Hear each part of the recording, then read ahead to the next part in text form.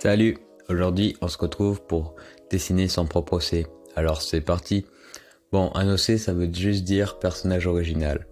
Donc si tu regardes bien jusqu'à la fin, tu pourras dessiner ton personnage original en toute logique. Première étape, on va tous les deux prendre de quoi écrire et un papier.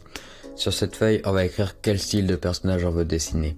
Ensuite, on va écrire son âge. Par exemple, s'il a 20 ans ou 18 ans ou 4 ans ou 128 ans, je m'en fiche, c'est toi qui décides. Pour ma part, il a 20 ans. Ensuite, son sexe, si c'est une femme, un homme, un monstre, un hélicoptère, je m'en fiche. Pour ma part, ça va être un homme. Et ensuite, le plus important, sa personnalité. Pour ma part, vu que c'est un anti-héros à la Berserk, je vais le faire froid, distant, sombre, ténébreux, musclé. Et voilà, sportif aussi. Et classe. Et maintenant, c'est à toi de choisir quelle est la personnalité de ton héros. Seconde étape, la silhouette, la posture. Pour ça, en fait, on va juste dessiner le corps de notre personnage à nu sans détail. Ni cheveux, ni cicatrices, ni yeux, ni vêtements. À nu, quoi. Pour ça, on va juste se baser des caractéristiques qu'on avait écrites tout à l'heure. C'est-à-dire, moi, vu que c'est un homme de 20 ans, je vais faire un physique d'homme de 20 ans. Il est musclé, du coup, je vais lui faire un physique athlétique.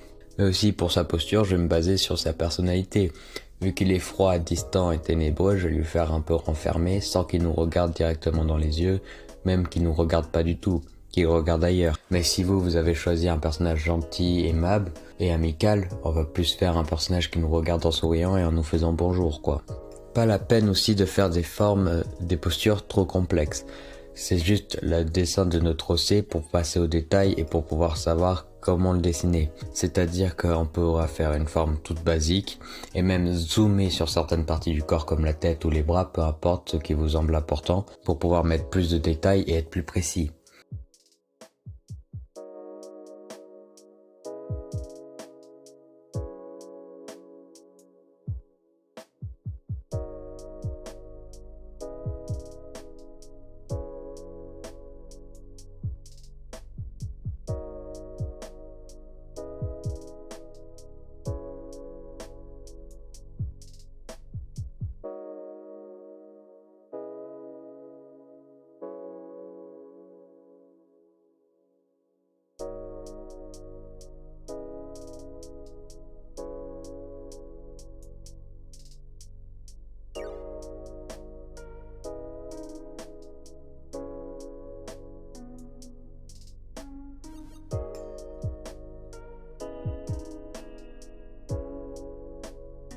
Une fois la silhouette faite, il est temps de l'habiller. Et pour ça, vous pouvez totalement utiliser des références. Pour ma part, j'en ai utilisé aussi. Et d'ailleurs, je vais vous les montrer. Les références peuvent être utiles pour le design du corps du personnage, tout comme le design du visage du personnage, mais aussi pour les vêtements. Pour ma part, les références que je vais utiliser sont surtout pour les vêtements. Les références, vous avez totalement le droit de l'utiliser, mais tout dépend des références que vous utilisez. Si c'est des références d'objets réels, vous avez totalement le droit de la copier, c'est aucun problème pour ça. Références de dessins d'autres artistes, faudra forcément apporter sa propre touche ou sa modification, sinon c'est de l'appropriation de l'œuvre. Voilà, c'est juste une mise en garde. Et sinon, pour habiller notre personnage et qu'il reste en lien avec sa personnalité, on va se baser sur les formes. Par exemple, tout ce qui est gentil et mignon et amical, c'est rond.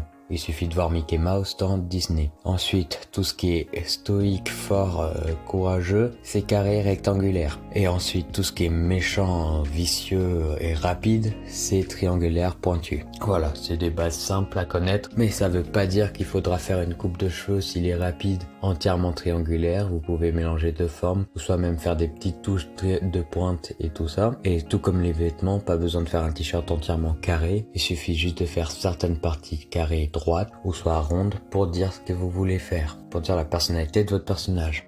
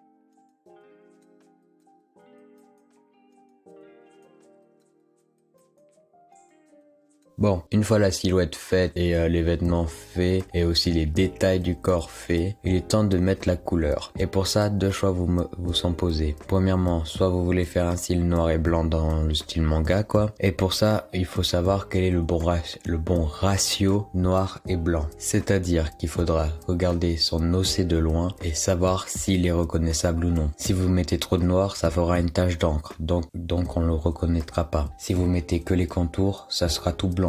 On verra même pas votre OC. Il faut juste trouver le bon ratio pour qu'on puisse reconnaître votre personnage quoi. Assez de noir et assez de blanc. Pas ni trop l'un ni trop l'autre. Sinon, pour ceux qui veulent mettre de la couleur, il a une règle de base qu'il faut connaître, c'est faut pas mettre toutes les couleurs. Ça veut dire qu'il faut pas créer un personnage totalement arc-en-ciel, car chaque couleur représente une émotion. Et pour faire un très vite résumé, il faut se dire que les couleurs chaudes, c'est le danger, l'amitié et la sensualité. Les couleurs froides, c'est la tristesse, la forêt, la nature et la sérénité. Et si vous mélangez tout ça, on saura jamais quelle est la personnalité de votre personnage et quel sentiment il veut faire ressentir. Voilà, vous ferez juste une forme humaine d'un arc-en-ciel et personne ne comprendra ça. Et ensuite, pour faire connaître des règles de base de couleurs qui vont bien ensemble, je vous conseille de partir simplement si vous êtes débutant en faisant soit des couleurs qui sont très proches entre elles ou soit des couleurs complémentaires, c'est-à-dire les couleurs opposées sur la variante des couleurs. Par exemple le rouge et le vert ou le bleu et l'orange il me semble, mais je suis plus très sûr. Voilà, les couleurs complémentaires. Faut partir simplement si vous êtes débutant, n'allez pas chercher la complexité car vous finirez par vous perdre et faire un rendu qui n'est pas si bien.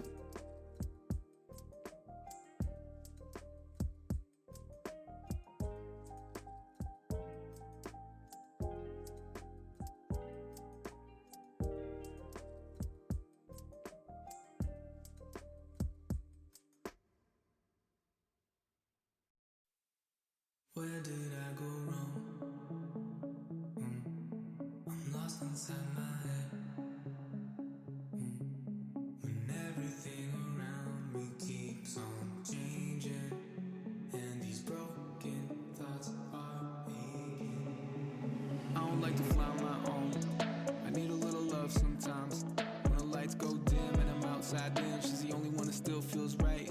And she know how it goes. One day I'm the most. Next day I'm a joke, headed down that slope. Then I float to the coast, with a lump in my throat. Say, would you stand your ground if I lose mine? Even if it takes me a long time to realize that I'm wrong and I'm singing a song with lyrics that don't rhyme. I keep fading away to a place that don't... Maintenant, il me semble que je vous ai donné les bases pour créer votre personnage et j'espère que ça marchera pour vous. Si c'est le cas, n'hésitez pas à vous abonner et à liker et mettez un commentaire de la prochaine vidéo que je pourrais faire pour vous aider. C'était Ed Gourde, je vous dis bye pour la prochaine vidéo. Bye.